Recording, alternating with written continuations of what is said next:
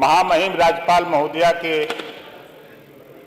अभिभाषण पे हमारे तमाम नेता, इधर प्रतिपक्ष के विपक्ष के नेता या तो झूठ बोलते हैं या तो जानते नहीं।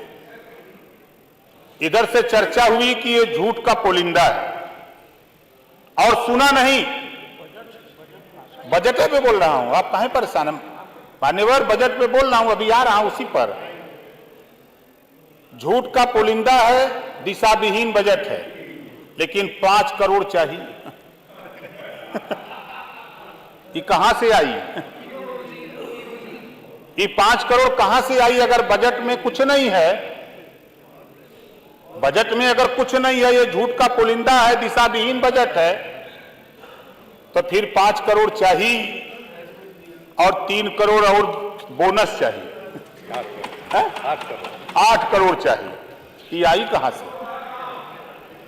अभी आप जानो, आप लोग चर्चा कर रहे भाई, हमारे भी लोग मांग रहे हैं 5 करोड़ 3 करोड़, आप भी मांग रहे हो, तो बजटवा में जब भैया नहीं है तो ये देगी सरकार कहां से?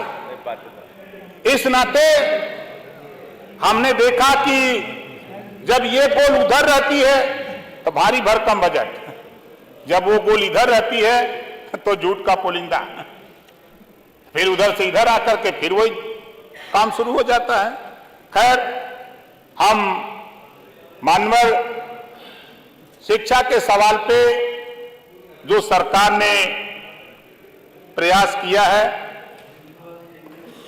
उस प्रयास में कुछ कमी है, उस पर हम आपके माध्यम से सरकार का ध्यान आकृष्ट कराना चाहूंगा कि भारत देश में एक प्रदेश है तेलंगाना, जिसकी आबादी 3 करोड़ 51 लाख 93,878 2011 की जनगणना में, और वहां 500 केजी से लेकर पीजी तक और पिछड़ी जात, अनुसूचित जात, जनजात और अल्पसंख्यक के लिए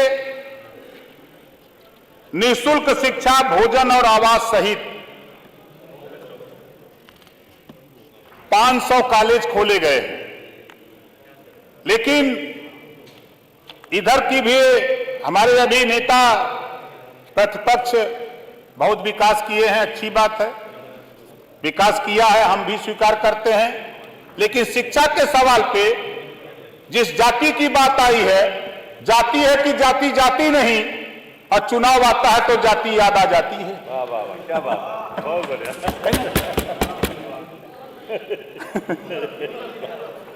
और मान्यवर, हम आपके माध्यम से सरकार से कहूंगा, इन्होंने नहीं किया, लेकिन आपसे ये कहूंगा कि इन्होंने नहीं किया तो उसी नक्शे कदम पर आप भी न चलो। आप कम से कम तेलंगाना में एक प्रतिनिधि आप भेज करके वहां से पता करा लीजिए, आखिर में वो स्टेट इस तरह की व्यवस्था कैसे दे रहा है। उस व्यवस्था को यहां ला करके, शिक्षा जब तक समाज में नहीं होगी तब तक ना प्रदेश तरक्की करेगा ना देश तरक्की करेगा। इस नाते शिक्षा के सवाल पे जो बजट आया है, उस पूरे बजट में ये व्यवस्था नहीं है। मान्यवर, हमारी कोशिश है कि जिस तरह तेलंगाना में 500 केजी से पीजी तक कॉलेज खोल करके निःशुल्क चलाए जा रहे हैं, उसी तरह यहां भी वो व्यवस्था लागू होनी चाहिए। दूसरा, हमारा सरकार ने बहुत काम किया है, भू माफिया के नाम पर सरकार ने बहुत अच्छा काम किया है, मैंने भी इसको पढ़ा है। भू माफिया के नाम पर देखा कि इसमें प्रदेश में एंटी भूमाफिया पोर्टल पर 3,41,236 शिकायतें आई और 3,39,552 शिकायतें निस्तारित कर दी गई। मान्यवर, भूमाफिया के नाम पर हम डंके की चोट पे कहता हूं कि भूमिहीनों को उजाड़ने का काम हो रहा है, इसको भी आप दिखवा लीजिएगा। मान्यवर, ये पूरे प्रदेश का मामला है, कोई व्यक्तिगत हमारा नहीं है। जो भूमिहीन है, जो दशकों से बसा है, 50 साल 60 साल 100 साल से गांव सभा की जमीनों पर, सरकारी जमीनों पर, उसको गांव में ग्राम प्रधान की गोलबंदी की वजह से जो गांव में प्रधानी को लेकर 4 गोल 3 गोल 5 गोल हुई है, इसके वजह से 1 गोल दरखास्त दे रही है और आदेश हो जा रहा है, उसको गिरा दिया जा रहा है, उसको भूमाफिया बना करके गिराया जा रहा है। इसको भी मान्यवर हम सरकार से चाहूंगा कि आप बहुत अच्छी प्रगति कर रहे हो, लेकिन उन भूमिहीनों के ऊपर जो भूमाफिया बना करके उनको गिराया जा रहा है, इस पे आप ध्यान अपना जरूर डालिएगा, ताकि ऐसे लोगों के ऊपर आए दिन घटनाएं सामने हमारे आती हैं, आपके भी हमारे तमाम सदस्यों के सामने आती होंगी। इस नाते भूमिहीनों को भूमाफिया बनाने का काम नहीं होना चाहिए। आगे हम चलते हैं। महिला हमने अब जोड़ा तो काफी बजट तो दिया है सरकार ने, लेकिन अब हम क्या कहें, आधी आबादी लोग कहते हैं, हम भी कहते हैं आधी आबादी है, लेकिन बजट तो बहुत लंबा है। लेकिन पूरे लंबा बजट में महिलाओं के विकास के लिए जहां आधी आबादी है वहां 5,895 ही करोड़ सभी मदों में महिलाओं के लिए आपने दिया है, आधी आबादी को आपने बजट दिया। इस नाते महिलाओं के संबंध में मैं कहना चाहूंगा, मान्यवर, आधी आबादी है तो नौकरियों में इनको जब देश की सर्वोच्च कुर्सी पर राष्ट्रपति, प्रधानमंत्री की कुर्सी पर राष्ट्रपति, मुख्यमंत्री की कुर्सी पर राष्ट्रपति, डीएम की कुर्सी पर राष्ट्रपति सुशोभित कर सकती है और फाइटर प्लेन चला सकती है, तो महिलाओं को आप नौकरियों में 50% रिजर्वेशन कर दिया जाए, इनको कहीं जाने की किसी को जरूरत नहीं पड़ेगी, अपनी ये सुरक्षा खुद कर लेंगी। जिस सुरक्षा की बात हम उनकी चर्चा करते हैं, आज उठा करके देखिए शिक्षण संस्थाओं में आधी आबादी अगर महिलाओं की है तो चाहे प्राइवेट हो चाहे सरकारी हो, आधी सीटें प्राइवेट हो चाहे सरकारी हो, वहां सीटें सुरक्षित कर दिया जाए महिलाओं को। इनको निःशुल्क पढ़ा करके व्यवस्था देकर के इनको आगे बढ़ाने का काम किया जाए। हम इनको सुरक्षा की बात करते हैं, 75 साल बीत गए तो उस 75 साल से महिलाओं के विकास की ही बात करते हैं, इनको सुरक्षा की बात करते हैं। लोकसभा विधानसभा में ये मामला यहाँ का नहीं है, लेकिन हम चाहूंगा आपके माध्यम से मान्यवर प्रदेश सरकार से चाहूंगा कि लोकसभा विधानसभा में भी यहां से एक पत्र जाए कि महिलाओं को भी 50% सीटें आरक्षित कर दिया जाए, ताकि वो अपनी लड़ाई खुद लड़ सके, किसी के भरोसे न रहें। आगे मान्यवर सरकार ने एक्सप्रेसवे बनाया, इस एक्सप्रेसवे में एक पूर्वांचल का आता है, उसका भी हम आनंद लेते हैं। हमारे विधायक जी हैं बलिया से भी लेते हैं, अंबेडकर नगर के हैं ये भी लेते हैं, मऊ के लेते हैं, सटे हुए कई जिलों के लोग लेते हैं। अब इधर जब हम जाते हैं कार्यक्रम करने के लिए तो अखिलेश जी बनाए हैं आगरा एक्सप्रेसवे, उसका भी आनंद लेते हैं। अभी बुंदेलखंड जब से बना तब से हम गए नहीं है भैया। एक नोएडा वाला भी, एक नोएडा का भी है, उधर भी जाते हैं तो उसका आनंद लेते हैं। लेकिन हम लोग तो आनंद लेते हैं, लेकिन मान्यवर ग्रामीण इलाके में एक्सप्रेसवे बनने से ग्रामीण इलाकों की सड़कें टूट गई, ग्रामीण इलाके की सड़कें टूट गई। सरकार का ध्यान, चाहे सत्ता पक्ष हो चाहे विपक्ष हो, सबका ध्यान एक्सप्रेसवे पर खाली चर्चा हो रहा है कि हमने ये बना दिया, हमने ये बना दिया। अच्छा किया, आप चुनकर के जनता ने आपको भेजा, तो किस लिए भेजा, बिगाड़ने के लिए कि बनाने के लिए?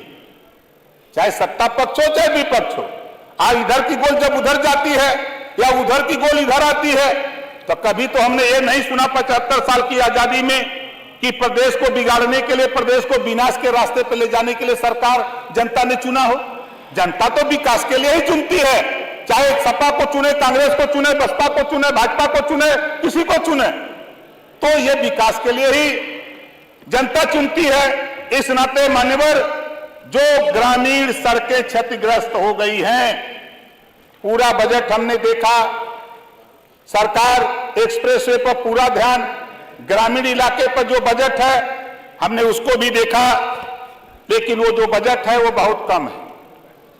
हम लोग गांव से चुन करके आए हैं, गांव में रहने वाले लोग हैं, ग्रामीण इलाके की विधानसभा है, हमारे विधानसभा से ही पूर्वांचल एक्सप्रेसवे जाती है। हमारे नेता प्रतिपक्ष जी कह रहे थे एक्सप्रेसवे की चर्चा, लेकिन मुझे याद है जब मैं उनके साथ था तो मोहम्मदाबाद से लखनऊ तक हम लोग 2 बजे रात पैदल रथ यात्रा लेके आए थे, उसी पर आए। भले आप हिचकोला खाते हुए आए हो, लेकिन रास्ता वही मिला जो पूर्वांचल एक्सप्रेसवे बना। हो सकता है आपके पास अच्छी टेक्नोलॉजी रही हो, आप प्रतिपक्ष के नेता हैं, नेता प्रतिपक्ष हैं, आपने सलाह अच्छी नहीं दे पाया हो, कि भाई ये इस तरह का हमने बनाया है, इस तरह का बनवा दीजिए तो बेहतर बना होता। लेकिन इतना जरूर है कि जो पूर्वांचल एक्सप्रेसवे है बना है, उससे भाई हमारे लिए पूर्वांचल के इलाकों के लिए बेहतर आवागमन लखनऊ आने के लिए सुविधा हो गई है, इसको नकारा नहीं जा सकता है। मान्यवर आवास, आज हमने देखा इसमें बजट है आवास के लिए बजट सरकार ने दिया है। माननीय वित्त मंत्री जी, आपके माध्यम से कहना चाहूंगा कि 2011 की जनगणना के आधार पर आवास बनाने की सूची बनी है और 2011-2023 है। माननीय संसदीय कार्य मंत्री जी, 2023 है। जिस बाप के पास 4 बेटे थे, 5 साल 6 साल के बाद वो 4 जगह मड़ई डाल ली तो पता लगा 3 लोग आवास के पात्र हो गए। आज भी गांव में 5, 6, 10, 12 ऐसे बेचारे हैं जो नेताओं के फ्लैक्स डाल करके आज अपना जीवन निर्वाहन कर रहे हैं। इस नाते मान्यवर, आपके माध्यम से हम माननीय संसदीय कार्य मंत्री से कहूंगा कि 2011 की जो जनगणना है उसके बाद आज परिस्थिति बदली है, इसमें बदलाव की जरूरत है। आज गांव में सर्वे करा लीजिए, जो वास्तव में पात्र है उसको आवास देने का काम करिए। आप बहुत आवास दिए हो, ऐसा मैं नहीं कहता, ये सरकार थी कि इन्होंने भी आवास दिया, आप आए तो आपने आवास देने का काम कर रहे, ये कोई नई बात नहीं है, ये तो अनवरत एक प्रक्रिया है। और मान्यवर, पिछड़ी जाति की बेटी की शादी बड़ी विसंगति है। माननीय मंत्री जी, बड़ी विसंगति है। मैं आपका ध्यान मान्यवर, आपके माध्यम से माननीय मंत्री जी बैठे हैं, इनका ध्यान आकृष्ट कराना चाहूंगा कि आपने पिछड़े वर्ग के पुत्रियों की शादी अनुदान की राशि 150 करोड़ दिया है। बेशक आपने पिछले बजट से बढ़ाया है, हम इसका स्वागत करते हैं। आपने सामूहिक विवाह में भी 600 करोड़ दिया है, बढ़ाया है पैसा, पिछले बजट में के हिसाब से आपने बढ़ाया है, बहुत बहुत आभार। लेकिन इसमें भी एक बहुत बड़ी विसंगति है, पर आपका ध्यान आकर्षित कराना चाहूंगा। पिछड़ा वर्ग विभाग द्वारा एक विभाग बना है जिसकी आबादी 52% पिछड़ों की, और पिछड़ों की बेटियों की शादी के लिए मात्र 20,000। माननीय मंत्री जी, आप भी पिछड़े से ही आते हैं, ध्यान रखिएगा। ये जो मैं कह रहा हूं ये विसंगति है। 20,000 रुपया पिछड़ी जाति की बेटी की शादी में, ये महंगाई के समय में ऊंट के मुंह में जीरा है। मान्यवर, ऊंट के मुंह में जीरा है। इस नाते वहीं जब सामूहिक विवाह होता है तो आप 35,000 नगद देते हैं, 10,000 का सामान देते हैं और आयोजन में खर्च आप भी करते हैं, और श्रम विभाग से 50,000 रुपया आप शादी अनुदान देते हैं, तो 50,000 से ज्यादा देते हैं। इस नाते आज जो समय है, हम आपसे कहूंगा कि अब वो समय आ गया है कि जो 20,000 से बढ़ा करके उसको, जो सामूहिक विवाह में जो आप 50,000 टारगेट रखे हैं, लक्ष्य रखे हैं, और श्रम विभाग में जो 50,000 रखे हैं, वही पिछड़ी जाति की बेटी की शादी में भी 50,000 रुपया करने का वो समय आ गया है। और मान्यवर, मैं आपके माध्यम से सदन का ध्यान आकर्षित कराना चाहूंगा कि आपके कई विभाग अनेक योजनाएं चलाते हैं, जैसे विधवा पेंशन, पारिवारिक लाभ, वृद्धा पेंशन। पिछड़े वर्ग के लोग कभी नहीं जान पाते कि उनके वर्ग के विकास कितने लोग लाभान्वित हुए। अनुरोध है कि जब पिछड़ा वर्ग विभाग बना हुआ है तो सिर्फ पिछड़े वर्ग के कल्याण के लिए बना है, तो ये सभी योजनाएं एक जगह से चलाने पर पिछड़े समुदाय को आसानी होगी, उसका सभी काम एक ऑफिस में होगा, समुदाय में अच्छा मैसेज भी जाएगा कि सरकार उन पर इतनी धनराशि खर्च कर रही है। लेकिन दुर्भाग्य है कि एक देश एक राशन कार्ड बनाने के लिए सरकार पहल कर रही है, एक देश एक टैक्स लेने की सरकार बात कर रही है। तो मान्यवर, मैं आपके माध्यम से सरकार का ध्यान आकृष्ट कराऊंगा कि बजट में व्यवस्था तो नहीं है, लेकिन एक देश एक शिक्षा लागू करने के लिए बजट में जो भी व्यवस्था है, उस व्यवस्था के तहत जो तेलंगाना का जो मामला है, उस तेलंगाना से सीख लेकर के एक नई व्यवस्था उत्तर प्रदेश में कायम करने के लिए पूरे बजट में हमने देखा कि कहीं ऐसी व्यवस्था इसके लिए नहीं है मान्यवर। और आज महंगाई, पूरे बजट में महंगाई पे कैसे महंगाई कम हो, इस पे कोई पूरे बजट में कोई कहीं हमने पढ़ नहीं पाया। हो सकता है हमारे पढ़ने में या हमारे चश्मे में नंबर कम हो। हमारे कुछ साथी कहा करते हैं कि महंगाई कहाँ है, लेकिन मैं टायर अपने गाड़ी में अभी 10 दिन पहले लगवाया, तो जो 5,000 में टायर लगवाया था वो 10,000 का हो गया। जो मोटरसाइकिल 50,000 की खरीदी जाती थी, आज के 4 साल पहले वो मोटरसाइकिल 1 लाख को मिल रही है मान्यवर। जो पेट्रोल डीजल, हम सब लोग डीजल भरवाते हैं, ऐसा नहीं है। हम सच्चाई को क्यों इग्नोर करते हैं, क्यों छुपाते हैं? सच्चाई को हमको कहना चाहिए, सच्चाई से लड़ना चाहिए। अगर महंगाई है तो महंगाई कैसे कम हो, इस पे सत्ता पर अपक्ष और विपक्ष दोनों को मिलकर के इस पे चिंतन करने की जरूरत है। मान्यवर, ये प्रदेश के महंगाई प्रदेश हमारा व्यक्तिगत ओम प्रकाश राजभर नहीं, खाली हमारे नेताओं का सवाल नहीं, इस सदन में बैठे हुए सभी लोगों का सवाल नहीं, 25 करोड़ आबादी से इसका संबंध है महंगाई का।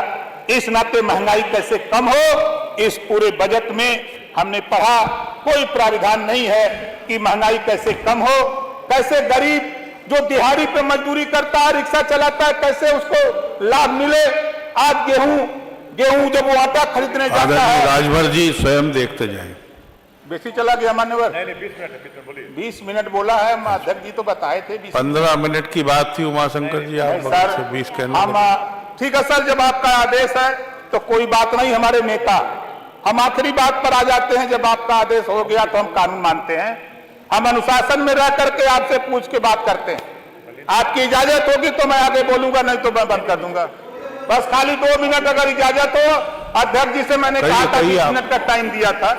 हमारे नेता प्रतिपक्ष जी ने कहा था, हमसे पूछा, मैं खड़ा हुआ उसी समय सोचा कि उत्तर दे दूं, लेकिन हमारे साथियों ने कहा कि नहीं, समय आएगा तो उत्तर दीजिएगा।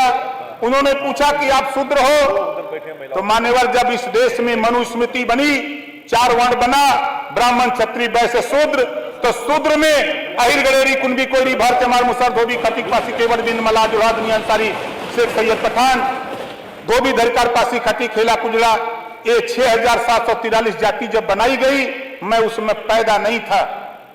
लेकिन जाति जाति जाति नहीं है, चुनाव आता है तो ये जाति याद आ जाती है, ये हमने देखा है। और जाति को नकारा नहीं जा सकता है।